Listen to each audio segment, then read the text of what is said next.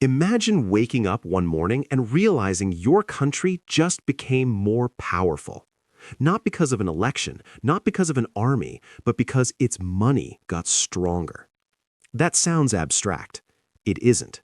Right now, currency strength quietly decides who gets cheap imports, who feels inflation, who can borrow, and who gets squeezed. And governments know this. Here's why it matters now. Global inflation is uneven, interest rates are out of sync, capital is nervous. In this environment, a strong currency isn't just an economic outcome, it's leverage.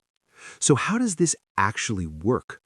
A currency gets stronger when investors want it. That usually means higher interest rates, political stability, or simply fear elsewhere.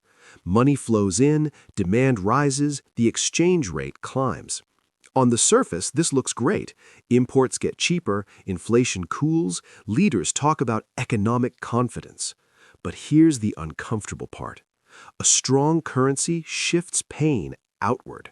When your currency rises, other countries' currencies fall by definition.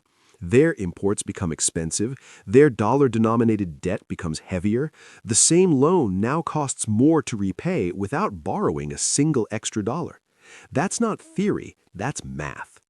This is where currency turns political. Central banks raise rates to fight inflation, but higher rates pull global capital in. That drains capital from weaker economies. Suddenly, defending your currency becomes a defensive act, and an offensive one. Publicly, it's framed as discipline, stability, responsibility. Privately, it's a power move. Because the global system is built on a few dominant currencies, especially the dollar. If your trade, debt, and reserves depend on someone else's money, their policy becomes your problem. In the long run, this creates risk. Stronger currencies today mean fragile systems tomorrow. Debt stress, political backlash, new alliances, quiet resentment. Currency strength looks clean on a chart, but underneath it rearranges power.